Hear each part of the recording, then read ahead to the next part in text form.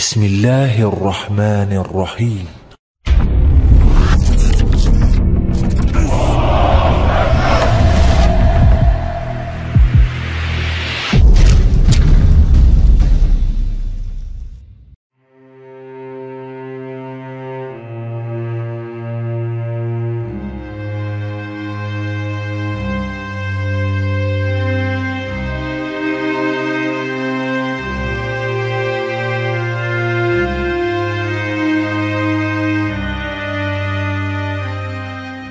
Dalam banyak kesempatan, kaum Yahudi kerap mengeklaim Yerusalem sebagai tanah yang dijanjikan Tuhan untuknya.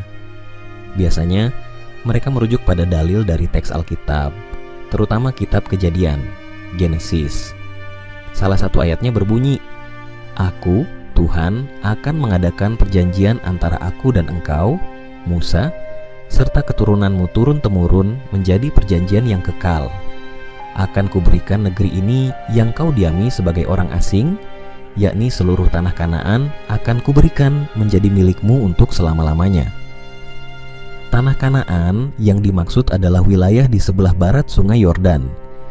Dahulu, Bani Israel yang dipimpin Yusha bin Nun, Yosua, berhasil menaklukkan kawasan tersebut. Pada zaman modern, Kanaan kini merujuk pada Yerusalem, wilayah Palestina. Namun, apakah klaim tersebut benar adanya disuarakan pada zaman sekarang? Lagi pula, siapa Yahudi tersebut? Apakah bisa disamakan dengan para pengusung Zionisme, khususnya negara Israel? Riwayat bangsa Yahudi dapat ditelusuri sejak salah satu putra Nabi Ibrahim alaihissalam, yakni Ishak alaihissalam.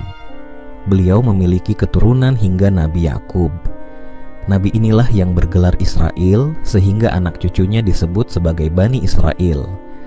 Secara harfiah, Israel terdiri atas Isra, hamba, dan Il, Tuhan. Israel pun berarti hamba Allah, atau seseorang yang dekat dengan Tuhannya. Nama Yahudi dinisbahkan pada salah seorang putra Nabi Yakub yang bernama Yahudza. Di samping lelaki ini, ada 11 orang lainnya yang juga merupakan anak kandung sang Israel.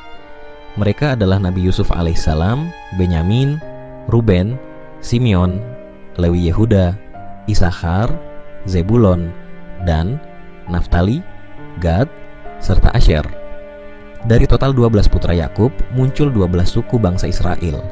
Bani Israel menerima persekusi dari rezim Firaun selama tinggal di Mesir. Allah SWT kemudian mengutus Nabi Musa di tengah mereka.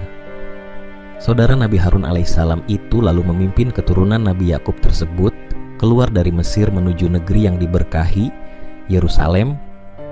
Setelah berhasil melewati Laut Merah atas izin Allah Ta'ala, mereka pun kian dekat ke tanah yang dijanjikan itu. Akan tetapi, mereka justru enggan merebut Palestina dari tangan bangsa asing yang menguasainya kala itu. Sikap Bani Israel ini diabadikan dalam Al-Quran, Surah Al-Maidah ayat 24. Artinya, mereka berkata, "Wahai Musa, sampai kapanpun kami tidak akan memasukinya selama mereka masih ada di dalamnya. Karena itu, pergilah engkau bersama Tuhanmu dan berperanglah kamu berdua. Biarlah kami tetap menanti di sini saja." Allah kemudian menghukum Bani Israel. Mereka dibiarkan tersesat, berputar-putar tanpa arah di Gurun Sinai selama 40 tahun. Tidak bisa kembali ke Mesir, tidak pula mampu keluar menuju Yerusalem. Dalam periode itu pula, generasi lama digantikan yang baru. Setelah berbilang dekade, akhirnya Bani Israel bisa keluar dari padang pasir tersebut. Inilah yang terjadi pada masa Yusha bin Nun, Yosua. Sejak itu, keturunan Yakub alaihissalam ini dapat mendirikan negeri sendiri di Yerusalem. Periode puncaknya terjadi pada masa Nabi Daud dan Nabi Sulaiman. Wilayah kekuasaannya cukup luas, meliputi daerah sekitar Sungai Nil hingga Sungai Ufrat di timur, serta Suriah di utara. Sesudah wafatnya Nabi Sulaiman, pelbagai peristiwa datang silih berganti. Akhirnya, kerajaan Yudea menjadi kerajaan terakhir yang didirikan Bani Israel dengan beribu kota di Yerusalem. Kota itu lantas diserbu Nebukadnezar dari Babilonia. Mulai saat itu, mereka hidup tanpa tanah air. pada tahun 550 sebelum Masehi, Raja Koresh Agung mengalahkan Babilonia. Pemimpin dari Persia itu mengizinkan kaum Yahudi menghuni Yerusalem dan memperbaiki bangunan Baitul Maqdis. Kota ini kemudian jatuh ke tangan Romawi. Pada abad pertama Masehi, kaum Yahudi memberontak terhadap imperium tersebut. Kaisar Roma tidak hanya memadamkan perlawanan itu, tetapi juga menghancurkan Baitul Maqdis. Sejak itu, orang-orang Yahudi kembali tinggal bercerai-berai. Di antaranya ada yang bermigrasi ke Arab, sehingga terdapat keturunannya yang sempat berjumpa dengan Rasulullah SAW di Madinah. Kaum muslimin dapat membebaskan Yerusalem pada era Khulafaur Rasyidin, Umar bin Khattab.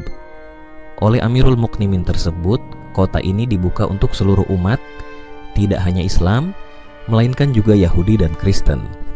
Hingga abad ke-20, kekuasaan atas wilayah ini umumnya berada di tangan muslimin. Dalam kurun waktu ratusan tahun, bangsa Yahudi hidup tanpa tanah air. Secara genealogis, mereka berasal dari 12 suku yang keturunan Nabi Yakub alaihissalam. Bagaimanapun, sejak abad pertengahan mereka kerap disebut berdasarkan kawasan tempat tinggalnya. Beberapa contoh diantaranya adalah Yahudi Mizrahi dan Sephardi. Yang pertama itu menetap di kawasan Timur Tengah. Adapun yang kedua awalnya tinggal di Andalusia, Spanyol, terutama di bawah pemerintahan raja-raja Islam.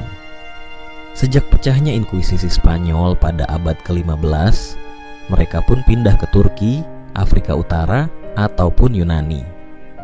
Terkait riwayat yang panjang dan rumit itu, apakah Yerusalem masih merupakan tanah yang dijanjikan Tuhan bagi mereka? Dalam Al-Quran Surah Al-Anbiya ayat 105, Allah menegaskan jawaban. Arti ayat itu, dan sungguh telah kami tulis di dalam Zabur, setelah tertulis di dalam Az-Zikr, Lauh Mahfuz, bahwa bumi ini akan diwarisi oleh hamba-hambaku yang saleh. Sebagian ahli tafsir mengartikan bumi ini sebagai tanah suci.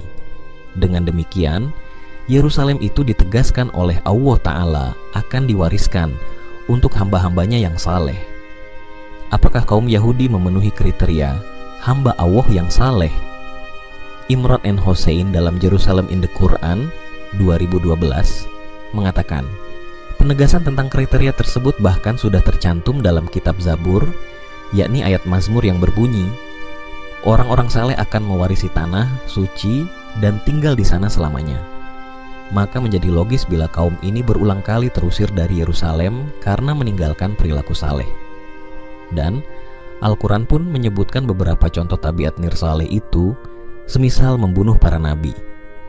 Ketika Nabi Muhammad SAW diutus, lanjut Imran, sebenarnya kaum Yahudi sudah dimudahkan Allah untuk mengenali kenabian beliau. Bahkan, tanda yang teramat jelas juga ditunjukkan. Misalnya, sewaktu umat Islam masih disyariatkan untuk sholat dengan menghadap ke arah Baitul Maqdis. Dalam jangka waktu itu, masih saja banyak kaum Yahudi yang menolak kebenaran risalah Rasulullah. Akhirnya, Allah menetapkan berubahnya arah kiblat muslimin, yakni ke Ka'bah di Makkah.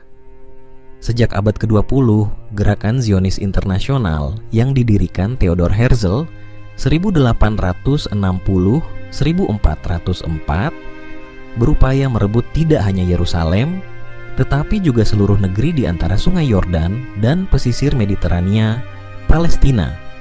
Mereka mengeklaimnya sebagai tanah yang dijanjikan untuk bangsanya, Yahudi. Padahal berbagai penelitian membuktikan mereka sendiri justru tidaklah termasuk Bani Israel. Mereka berada di luar 12 suku bangsa keturunan Nabi Yakub alaihissalam.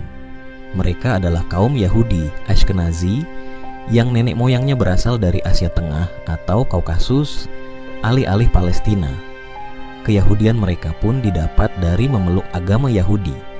Hipotesis tentang Ashkenazi ini mula-mula diajukan ahli sejarah Semit yang juga penggagas konsep negara bangsa modern, Ernest Renan. Barulah pada abad ke-21, teori Ashkenazi mendapatkan validitas berdasarkan riset genetik yang dilakukan para ilmuwan, semisal Eran El Haik dari Universitas Johns Hopkins School of Public Health. Akar masalah dari konflik dan perang di Palestina salah satunya adalah perebutan kota suci Yerusalem dan tanah Kanaan. Wilayah Kanaan adalah wilayah yang luas, meliputi daerah yang sekarang dikuasai oleh Israel, Gaza, tepi barat, Lebanon, serta sebagian Yordania, Suriah, dan Mesir. Bangsa Arab Palestina mengklaim daerah itu sebagai wilayah mereka karena tempat itu telah didiami sejak zaman nenek moyang mereka ribuan tahun yang lalu.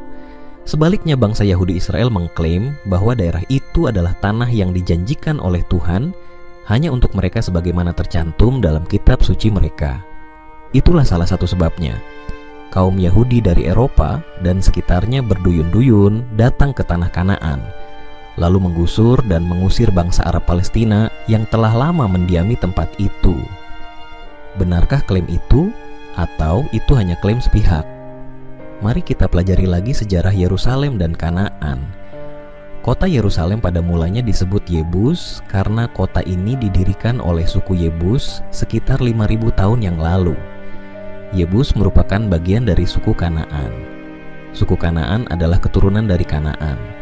Kanaan adalah putra dari Ham, salah satu putra Noah, yang dalam ajaran Islam adalah Nabi Nuh alaihissalam. Jadi Kanaan adalah cucu Nabi Nuh alaihissalam. Jadi pendiri kota Yerusalem dan penguasa tanah Kanaan yang sesungguhnya adalah suku Kanaan yang merupakan keturunan dari Noah atau Nabi Nuh alaihissalam, bukan bangsa Israel atau kaum Yahudi. Adapun bangsa Palestina atau Filistin adalah keturunan dari Mizraim yang juga merupakan putra dari Ham, sehingga Mizraim dan Kanaan bersaudara.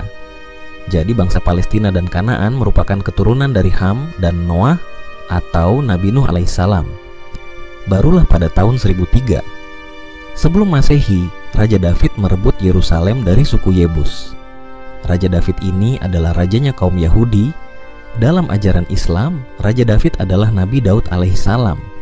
Jadi kaum Yahudi baru menguasai kota ini pada tahun 1003 sebelum Masehi. Raja David diangkat sebagai rajanya kaum Yahudi karena beliau adalah keturunan dari Yehuda, Yahudi, salah seorang anak dari Israel, atau dalam ajaran Islam adalah Nabi Yakub alaihissalam. Israel adalah putra Ishak atau Nabi Ishak alaihissalam. Ishak adalah putra Abraham atau Nabi Ibrahim alaihissalam. Jadi Raja David atau Nabi Daud alaihissalam adalah keturunan Nabi Ibrahim alaihissalam.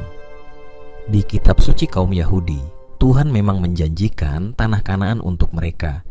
Tapi benarkah Tuhan yang Maha Pengasih dan Penyayang menyuruh mereka menggusur dan mengusir bangsa Palestina? Tentu tidak. Itu hanya penafsiran mereka atas kitab suci untuk memuluskan rencana politik jangka panjang mereka. Wallahu a'lam.